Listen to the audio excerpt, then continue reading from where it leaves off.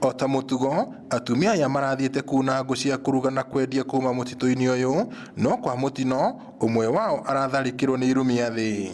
Mataririe uria maraiguire mbu nene ikiuma mwena uria mutumia ucio arari no magicoka kurora kiria kirathiaga na mbere maramukora akomete thi atekweigua. Tatweciria hihi no ngakwi either atumia maigatwa ngũ kana mundu woragwo ndagika kidogo ma message moka ni kworagwo mundu ni aria maumire githaka moka mauga ni kworaganwo twagiuka ihenya twagiuka twakimukoro haria akiuragirwo ndagika oro iyo.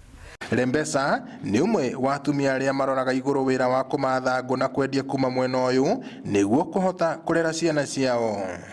No njogu cikumuthiurukiirie hau ona tiga ni tinga riukire ria ngũ nicio citumire njogu icio ciure ona ithuĩ tutingihotire gukinya hau. Kurumirira giko giki muingi wa gicigo giki ni utaritwo kwihuga na njogu ici kuona mwena uyu uri na namba nene ya irumia thi na ciaya gukorwo iri ugwati kurio. Kwa ukweli hii fence imeweza kutusaidia sana kama wananchi hapa.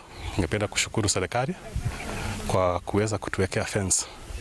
But pia ningeomba wananchi wenye wanaishi karibu na msitu waanze kutunza hii fence na wasiwe wanaingia sana sababu tunaona hatari iko. Murugamiriri wa ruhonge rwa kuramata nyamu cia githaka KWS mwena wa Laikipia ithwiro John Ngania ni ekirite uhoro uyu mukonde akiuga atumia gatagati ka andu angi maingiraga mutito-ini uyu mugoro wa watho ona thengia mogwati maria marikuo.